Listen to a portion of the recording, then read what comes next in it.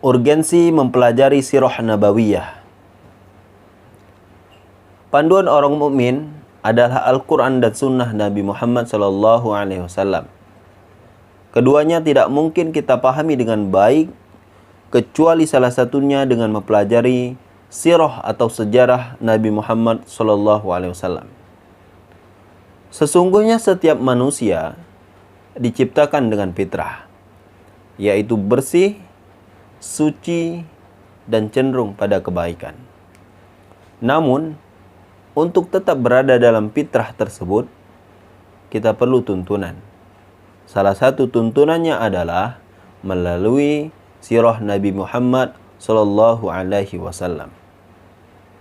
Setidaknya ada 4 alasan mengapa kita harus mempelajari sirah nabawiyah.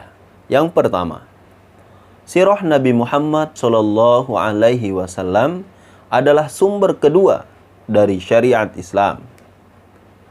Perlu kita tahu, sumber kedua dalam syariat Islam dapat kita pahami dengan baik ketika kita telah mempelajari sirah Nabi Muhammad SAW.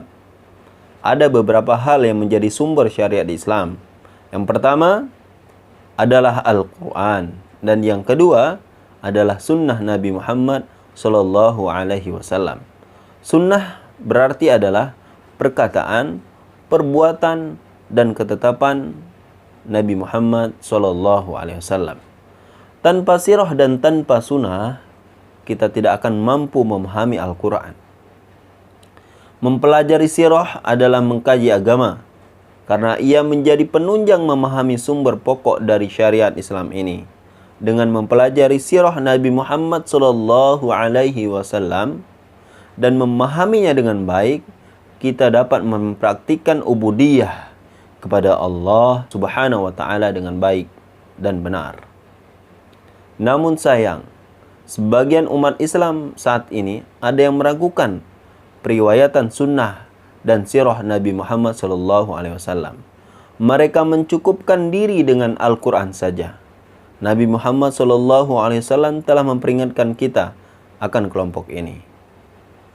Allah Subhanahu wa Ta'ala berfirman dalam surat Ali Imran ayat 31, "Qul in kuntum tuhibbunallaha fattabi'uni yuhibbukumullah wa yaghfir lakum dzunubakum.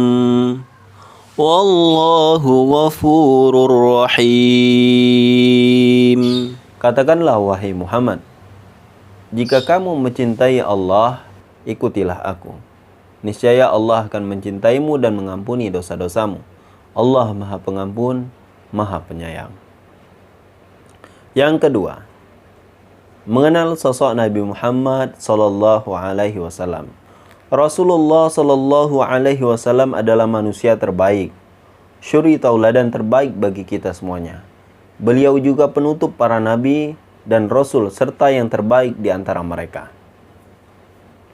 Banyak alasan mengapa perjalanan hidup atau sejarah Rasulullah SAW layak kita pelajari. Alasan yang paling utama tentu saja karena beliau seorang rasul, utusan Allah Subhanahu wa Ta'ala, penguasa alam semesta. Jika Allah menghendaki, tentu Dia mampu berbicara kepada para hamba-hambanya secara langsung. Namun Allah Subhanahu wa Ta'ala tidak menghendaki yang demikian.